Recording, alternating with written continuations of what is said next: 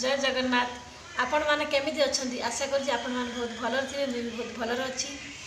आज तो शुक्रवार आ सबुदिन परी काम धंदा सारी छुआ मैंने स्कूल पलि गले पेट पूजा टे सारी ए कौन रोसे हम भाबू भाबू भाबू बाबू तक माछ नहीं पलि आसिले। आज पूरा गोटे देसी फ्रेश माछ आपण मान सहित रोसे कला निहाती शेयर करी देखिए। आसतु को मैंने पिजुड़ी आ लंका गुंड लुण खाइबे आसतु पिजुड़ी खाईदबा।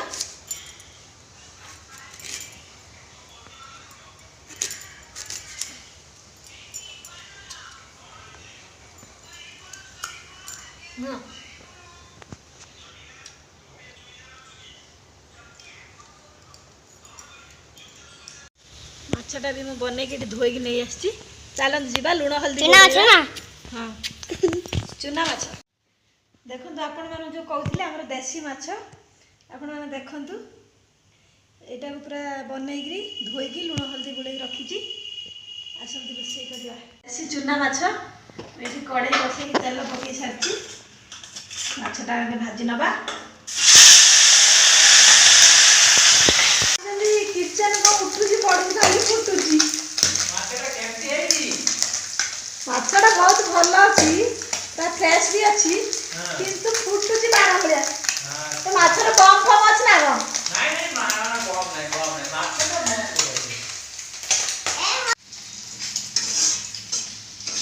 माछटा भल अछि माछ पूरा फ्रेश अछि माछ बिहन बहुत हो जाई जे माने खाली कड़े रे पकेला माने सब माछ फुटुची माछ फुटिबो बिहन हेतिले आ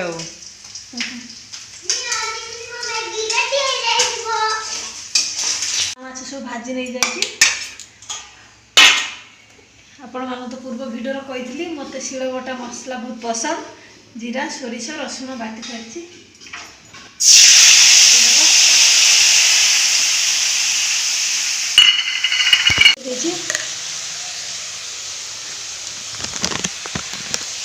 हलदी पकईदे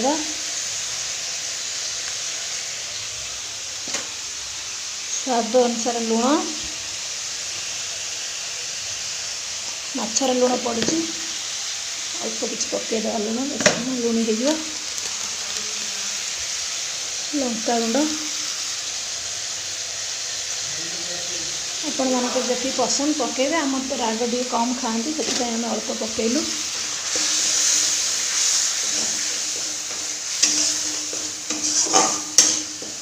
चुना माछ जो माने ये जो माछरे सोरिष देकी कले बहुत टेस्ट लगे सोरिष मसला दही लेंबू दे कले बहुत भल लगे। पानी दे दीजिए मसला रे आपण मानू तो सब देखिबनी वीडियोटा बहुत लंबा हो आपण माने विरक्ति हेबे वीडियोटी देखिबेनी। पानीटा फुटिलानी माछटा पकईदबा।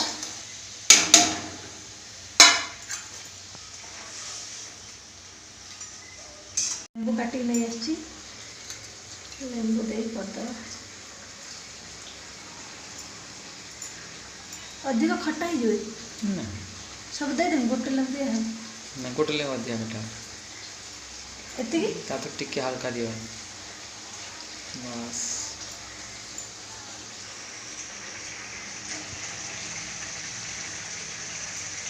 लेंबू टाइट दे देली।